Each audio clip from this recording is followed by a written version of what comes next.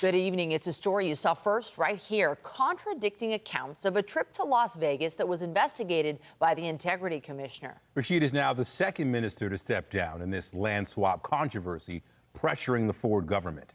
CTV's John Woodward's the reporter who broke the news last night. John, the response has been swift. Nathan, we did the story yesterday about what happened in Vegas. Today, Minister Rasheed is now just an MPP. We learned Khalid Rasheed did tell the Integrity Commissioner about the trip. He just didn't mention the massages.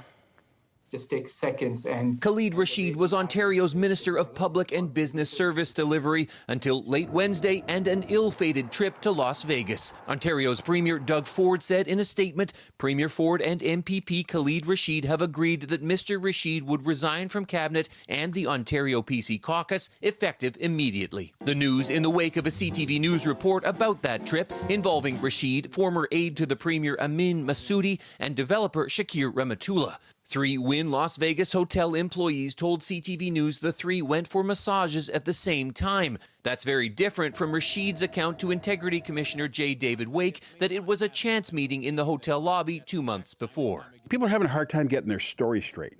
Wake found he couldn't say who tipped Rahmatullah off to apply early to get his land out of the Greenbelt, making it more valuable, but I find it is more likely than not that someone did. It's not clear from the Premier's statement what Rasheed's role may have been. He said in a statement he had resigned to avoid distraction from caucus, and I look forward to taking the steps required to clear my name with the Integrity Commissioner so that I can return to the Ontario PC team as soon as possible.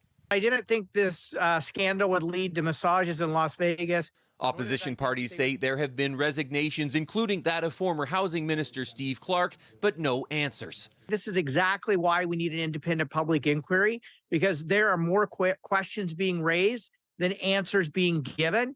As what happened in Vegas doesn't seem to have stayed there. John Woodward, CTV News.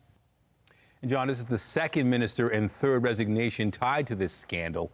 Are we any closer to getting a better sense of how some Greenbelt developers seemingly knew more than anyone else about the government's plans?